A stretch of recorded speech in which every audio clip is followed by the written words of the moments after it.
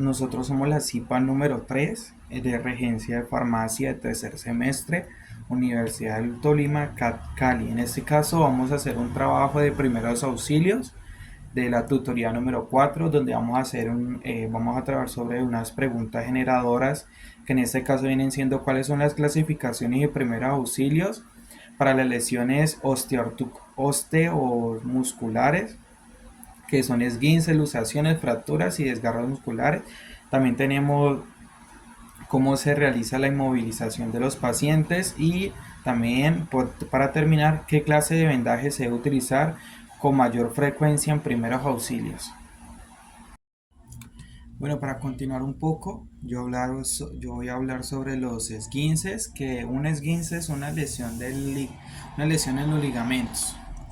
¿Cuál es la lesión de un esguince? Una lesión es una lesión o un trauma de uno de los ligamentos que estabiliza una articulación causada por una torsión o atracción forzada. Puede comprometer también una cápsula articular o vasos sanguíneos locales. Los esguinces se pueden clasificar en tres grados. Grado 1, que sería la distensión del ligamento sin rotura, que se caracteriza por ser un dolor leve, una ligera tumefacción sin inestabilidad articular. Luego tenemos el grado 2, que ya viene siendo un moderado, que es una ruptura parcial del ligamento. El dolor moderado a intenso, ya se presenta edema, hematoma, movilidad dolorosa o inestabilidad parcial. En el grado 3, que ya sería grave, puede ser una rotura total del ligamento, que se caracteriza por un dolor intenso o nulo si hay lesión nerviosa. Ya se presenta un gran edema, equimosis, inestabilidad marcada y imposibilidad de carga. Digamos, para unos primeros auxilios para un esguince existe un protocolo que se llama POLICE, es POLICE en inglés. Entonces con la P tenemos la protección, que sería la inmovilización de la zona para prevenir mayor daño. Eso se puede usar con una férula o un vendaje. Tenemos la O, que es óptima carga, que se permite una carga progresiva según la tolera. La I, que sería ice, que la traducción sería hielo, entonces sería de 15 a 20 minutos cada 2 a 3 horas por 48 horas. Eso nos ayuda a disminuir la inflamación y el dolor, ya que el hielo es un antiinflamatorio natural, por así decirlo. Luego está la compresión, que se utiliza con un vendaje elástico sin ocluir la circulación para ayudar a controlar los edemas. También tenemos la elevación. La elevación es mantener la zona afectada por encima del nivel del corazón. Es claro aclarar, valga la redundancia, que en estos casos no se debe aplicar alcohol ni calor. O sea, no se debe aplicar calor ni alcohol ni hacer masaje las primeras 48 a 72 horas, ya que puede aumentar la inflamación o hemorragias. También tenemos las luxaciones, que es la dislocación articular, que en definición es la pérdida completa del contacto entre la superficie articular de los huesos producida por una fuerza súbita o traumática. Puede acompañarse por una lesión de ligamentos, cápsula articular y vasos y nervios. Se clasifican por grados. Subluxación, que es el desplazamiento parcial de la articulación, que se puede reducir espontáneamente. Y luxación completa, que es la separación total entre los huesos que forman la articulación. También tenemos por tiempo, que sería la aguda, que sería inmediata tras el traumatismo; recurrente, que ocurre repetidamente por inestabilidad crónica, que tenemos la luxación que no ha sido reducida, habitualmente es en el hombro o en la cadera. Por localización más común, tenemos por ejemplo las localizaciones más comunes son el hombro, el codo, los dedos, la cadera, la rótula y la mandíbula. Signos clínicos de luxación: se caracteriza por ser un dolor intenso, inmediato, deformidad visible, o sea que a simple vista podemos ver cuando hay una luxación. Tenemos también incapacidad funcional absoluta, hematoma, pérdida del eje normal del miembro, posible hormigueo o pérdida de la sensibilidad si hay un compromiso neurológico. Los primeros auxilios para una luxación pueden ser no intentar reducir la luxación, o sea, recolocar el hueso, o sea, eso lo tiene que hacer directamente un personal médico. Inmovilización de la articulación en la posición en que se encuentra, sin intentar moverla. Se pueden usar en esos casos también férulas, toallas, pañuelos o un soporte improvisado.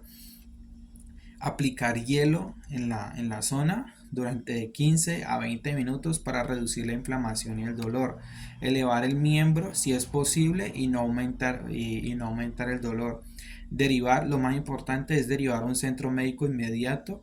Es urgente descartarse de alguna fractura asociada o lesiones neurovasculares. Está claro aclarar que siempre se debe ir a un centro médico, no, por ejemplo, acá en Colombia que se usa mucho lo de ir de un sobandero o personas así, no, lo idóneo es ir a un centro médico, al área de urgencias preferiblemente, para que nos hagan, por ejemplo, una radiografía, una tomografía, dependiendo del área, para para poder darle un diagnóstico para qué tipo de lesiones y qué tipo de tratamiento va a tener. Buenas tardes, mi nombre es Sandra Lotero y soy integrante de la SUIPA número 3. Voy a hablar un poco acerca de la clasificación de las fracturas. Las fracturas se clasifican según el tipo. Entonces tenemos fractura abierta o expuesta, que es cuando el hueso atraviesa la piel. También tenemos la fractura cerrada o fractura simple, que es cuando el hueso está roto, pero la piel está intacta. O sea que, pues, al contrario de la abierta, el hueso no sale al exterior. También se clasifican según la forma del trazo. Entonces está la transversa, que es en línea recta, perpendicular al eje del hueso. Luego tenemos la oblicua, que es cuando la fractura es como en diagonal. Luego tenemos en espiral, que es por torsión, compresión, que es cuando el hueso se aplasta, y esto por lo general sucede en las vértebras. Y también tenemos según la localización de la fractura. Entonces encontramos la fractura diafisiaria, que es en el cuerpo del hueso, y la fractura metafisiaria o epifisiaria, que es cerca de los extremos o cerca de las articulaciones. ¿Qué se debe hacer en los primeros auxilios cuando un paciente presente una fractura? Entonces, lo primero es no mover la zona lesionada. Luego se debe inmovilizar con una férula o un entablillado, pero sin alinear el hueso, y esto pues ya lo muestra una de mis compañeras. Y evitar que la persona se mueva, especialmente si se sospecha de fractura en la columna vertebral. También si hay una herida, como una fractura expuesta, pues se debe cubrir la herida con una gasa o un apósito estéril, ¿sí? Algo que sea estéril. Y se debe aplicar hielo sobre la zona lesionada sin contacto directo, digamos que en la fractura. Y buscar atención, obviamente, atención médica urgente. También vamos a hablar un poco acerca de los desgarros musculares. Entonces, los desgarros musculares se clasifican según su grado. Entonces, tenemos el grado 1, que es un grado leve, que pues presenta estiramiento excesivo y poca fibra rotas. El paciente tiene dolor leve, sin pérdida de la fuerza. Luego tenemos un grado 2 moderado, que es un mayor número de fibras rotas. El dolor es moderado, presenta inflamación, presenta pues hinchazón de la pérdida y pérdida de la fuerza. Y el grado 3, que es un grado leve, que presenta rotura completa del músculo o del tendón. También el paciente va a presentar dolor intenso, incapacidad para moverse y un posible hematoma. ¿Qué se debe hacer en caso de un desgarro?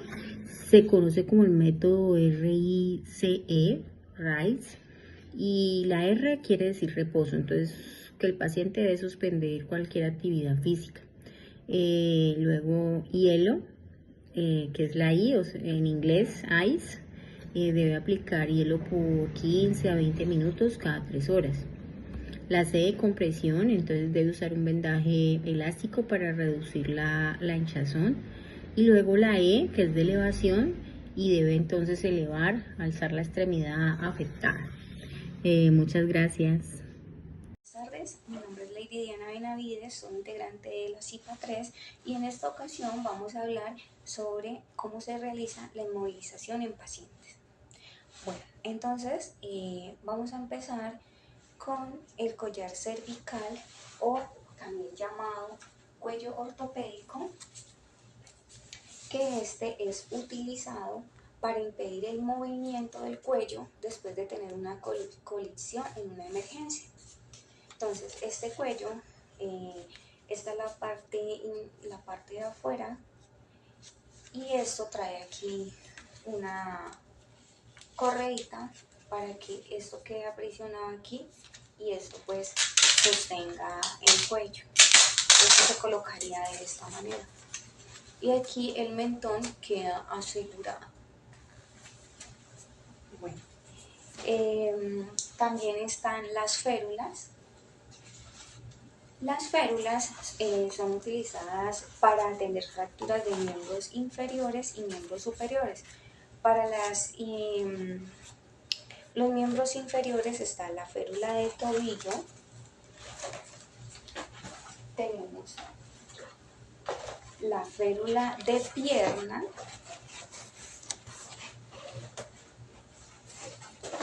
y tenemos para el miembro superior la férula de brazo.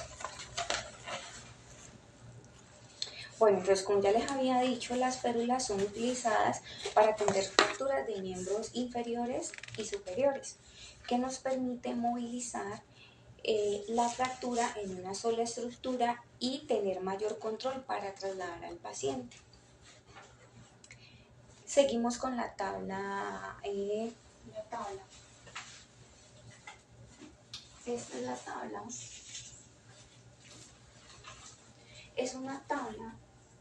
Es una estructura rígida, plana, la cual se utiliza para trasladar a los pacientes sin complicar las lesiones o producir lesiones a nivel lumbar.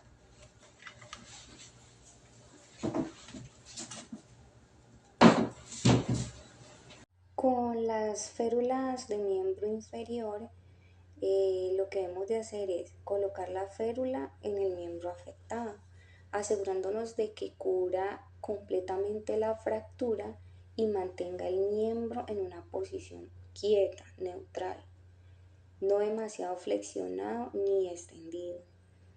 La férula debe mantener la extremidad inmovilizada por completo en articulaciones que quedan junto pues a la fractura.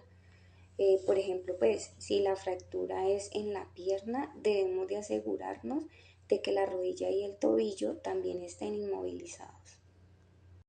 El cuello ortopédico, la inmovilización con él, si el cuello ortopédico es rígido como el que les mostré ahora, que es de plástico, debemos de colocarlo suavemente alrededor del cuello del paciente, asegurándonos de que la parte frontal quede bien centrada y de que no haya presión en las vías respiratorias. Bueno, y por último y no menos importante, la tabla espinal o camilla. Bueno, al menos deben de haber 3 personas o más. Entonces, una de ellas va a estabilizar la cabeza. Las otras 2 o las otras 3 personas pues que hayan deben de girar al paciente en bloque, manteniendo el eje de la cabeza, el cuello y el tronco alineado. Esto se hace después de que se coloca el cuello cervical, ¿no? Se desliza la tabla espinal debajo del paciente, se gira el paciente de nuevo sobre la tabla cuidadosamente y así ya quedaría el paciente en la tabla para direccionarlo al centro médico pues que va a ser trasladado. Bueno, mi nombre es Kelly Muñoz, también perteneciente a la CIPA 3, y ya para terminar vamos a hablar un poco acerca de los vendajes, que en este caso pues son los que más se utilizan en los primeros auxilios. Entonces por acá pues nos presentan acerca de 3 tipos de vendajes. Estamos hablando de los circulares, los espirales y los vendajes triangulares, que son como los más comunes. Cada uno de estos pues se usa, tiene una diferente aplicación. Por ejemplo, los circulares pues tienen como la función de fijar apósitos, ¿sí? Es para controlar, por ejemplo, las hemorragias, o iniciar y finalizar algún otro tipo de vendaje. En este caso es sobre todo, por ejemplo, cuando se envuelve la zona lesionada como un anillo, o evitando pues todo tipo de desangramientos, o como lo dijimos ahorita, tratando de sostener esos apósitos. Los otros, por ejemplo, son los espirales. En los vendajes espirales, aquí tenemos algo muy importante, y es que buscan inmovilizar las extremidades o sujetar también pues los apósitos o las férulas. En este caso, bueno, y adicional a esto también tenemos entonces los vendajes triangulares, que por ejemplo ya este tipo de vendaje entonces ayudan, por ejemplo, para hacer un torniquete improvisado, en términos, por ejemplo, también de inmovilizar algunos huesos rotos, o funcionan como cabestrillo para lesiones de tejidos blandos. Además, también pueden ser en este caso usados para aplicar presión sobre alguna hemorragia. De manera general, entonces, podemos decir que los vendajes que más se usan son los vendajes que vamos a usar para fijar apósitos, función de proteger, de sujetar o de comprimir, de contener, por ejemplo, las hemorragias. Esa sería como la conclusión que tenemos.